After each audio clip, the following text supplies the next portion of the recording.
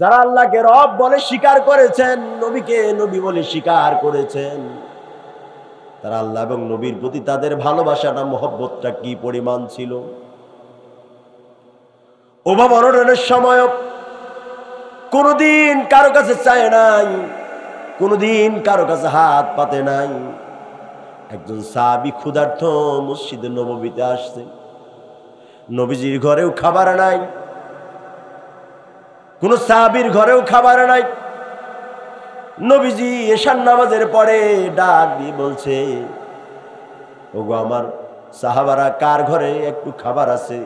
কেউ কি একজন মেহমানের দায়িত্ব নিতে পারবে কিনা, মেহমানদারি করাতে পারবে কিনা? পুরো সাহাবা স্পাইন স্টপ হয়ে গেছে।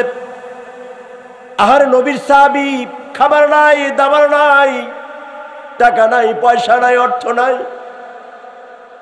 অথচ একজনের বড় বড় দায়িত্ব, এত সম্মান আল্লাহ পাক দিয়েছেন, অথচ এই সমস্ত মানুষদের ঘরে খাবার নাই।